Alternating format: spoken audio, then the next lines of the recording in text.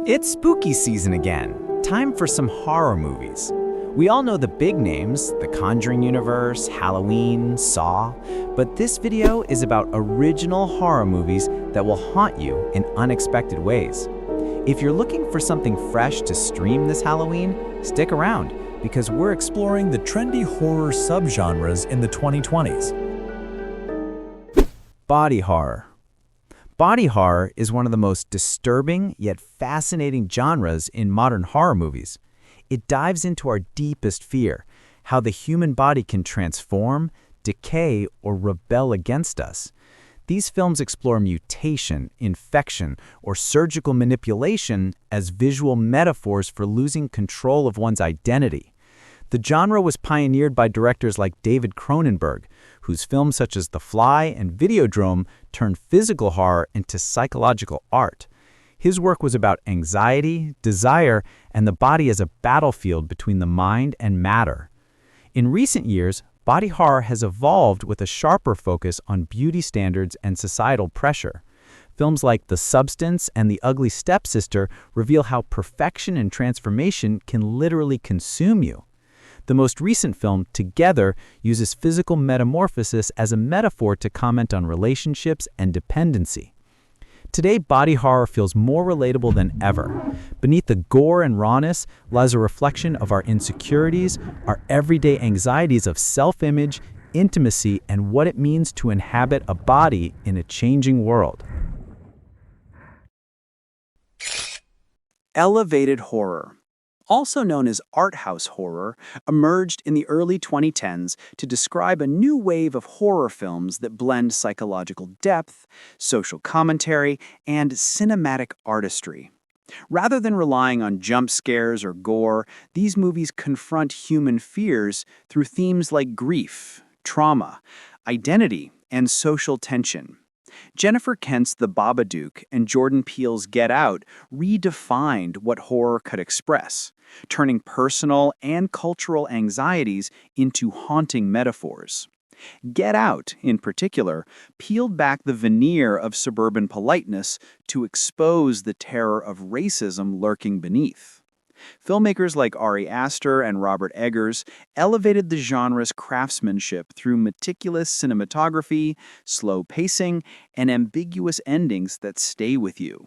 The recent movie, Him, continues this tradition, reflecting on fame, worship, and sacrifice within the world of sports.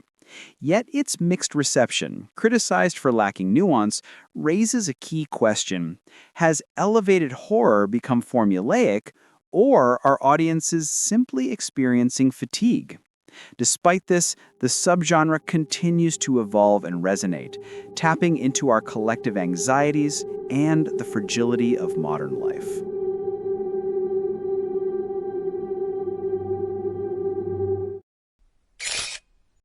Folk horror draws its power from the tension between nature, tradition, and the unknown.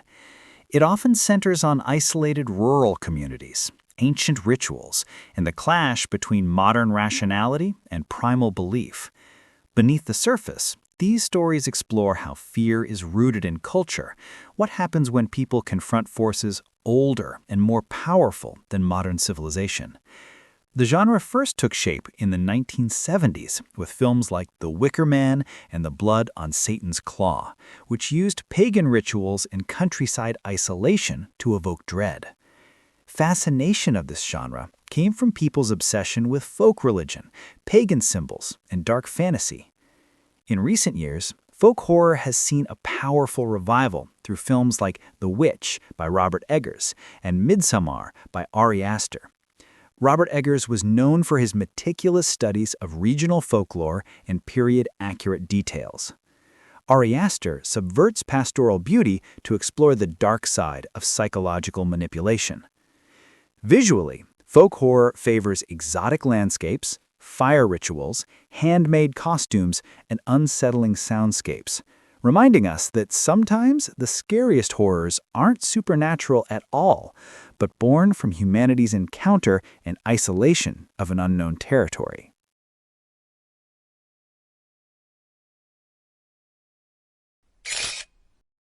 Mystery horror often explores a mystery with supernatural or psychological terror. The genre combines the fear of the unknown with suspenseful reveals. It's been around for a long time, but it's finding new life in recent years thanks to directors who rework its classic tropes with modern sensibilities.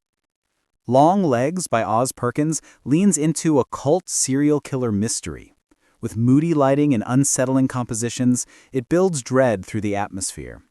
Zach Kreger's genre-bending film Weapons blew up this summer, weaving together missing children cases and buried suburban secrets. While his earlier film Barbarian flipped audience expectations completely. What starts as a simple double-booked Airbnb turns into something far more disturbing hidden beneath the house's surface. What makes mystery horror so compelling is its tension between clarity and ambiguity. Viewers are drawn in by the hunt for answers, clues, red herrings, revelations. But the best ones leave us unsettled when we realize the true horror lies in what remains unknown.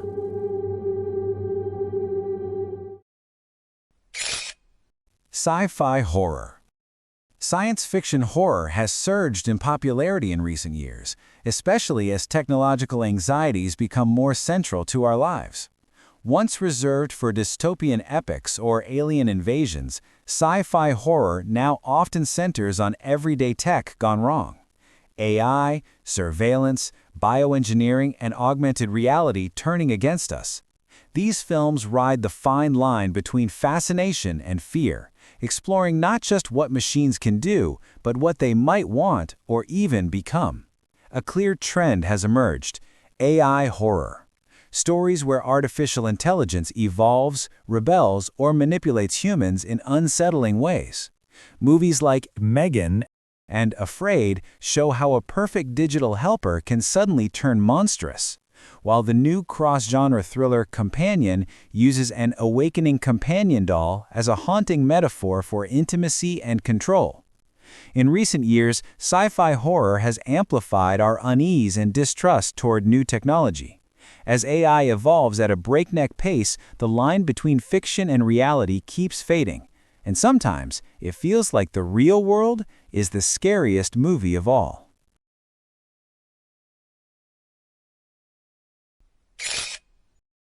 Pseudo-documentary horror, also known as found footage horror, blurs the line between fiction and realism.